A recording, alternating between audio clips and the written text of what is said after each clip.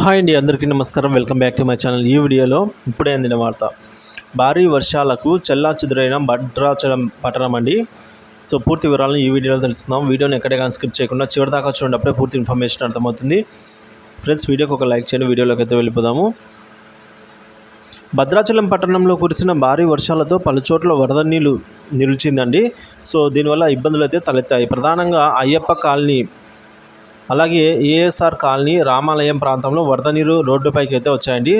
రామాలయ Vista complex వద్ద అయితే స్లూయిస్ గేట్ వద్ద ఉన్న మోటార్లను ఆరంభించకపోవడంతో బ్యాక్ వాటర్ ఒత్తిడి పెరగడంతో ఆ ప్రాంతం అంతా జలమయమైంది.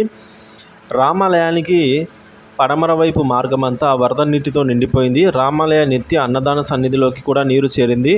సుమారుగా అడుగు మేర నీరు చేరటం అయితే కనిపించింది. ఇక పరమడ మార్గం నుంచి మిథిలా స్టేడియం వరకు కూడా వరద నీరు అయితే ఆగిపోయిందన్నమాట. సో మొత్తానికి ఈ విధంగా అస్తవ్యస్తంగా అయితే అయిందన్నమాట. సో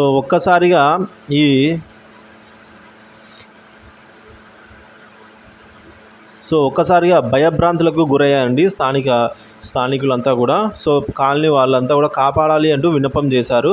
అలాగే ఎల్ఐసి ఆఫీస్ మార్గం నుంచి ఏఎస్ఆర్ కాలనీకి వెళ్ళే మార్గంలో మురుగునీరు రోడ్డుపైకి అయితే చేరింది. ఈ ప్రాంతంలో పట్టణంలో నుంచి పలు చోట్ల నుంచి వచ్చే వరద నీరు, అలాగే మురుగునీరు చేరుతుంది. అయితే దిగువకు వెళ్లేందుకు సరైన డ్రైనేజీ వ్యవస్థ లేక ఇక్కడ భారీగా ఇబ్బందులు అయితే తలెత్తాయని చెప్పేసి స్థానికులు అయితే వివరించారండి.